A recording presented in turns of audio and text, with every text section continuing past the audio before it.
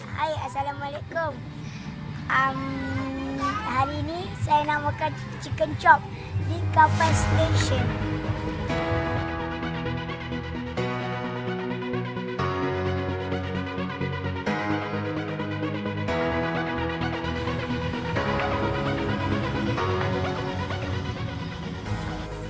Ini menu dia.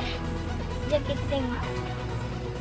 Ibu saya makan double special udang, extra with kuih tiaw, tambah udang, tambah telur mati.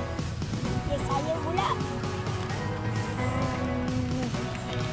chicken chop.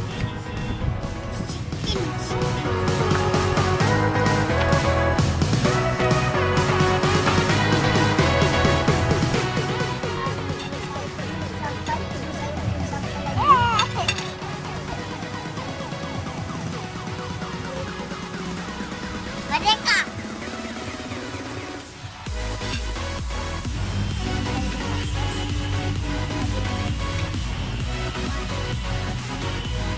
Ini sayur.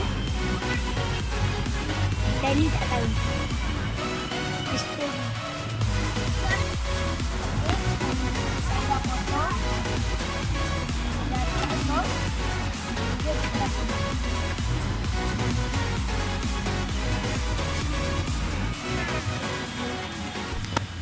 Bismillahirrahmanirrahim. Sedap. Tapi panas.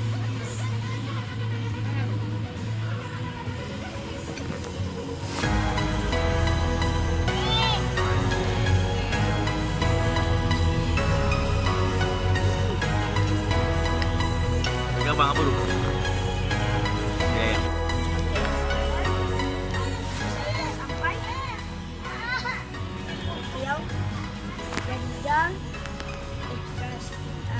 Tiaw dengan telur mati. Dan udang. Okey, kawan-kawan.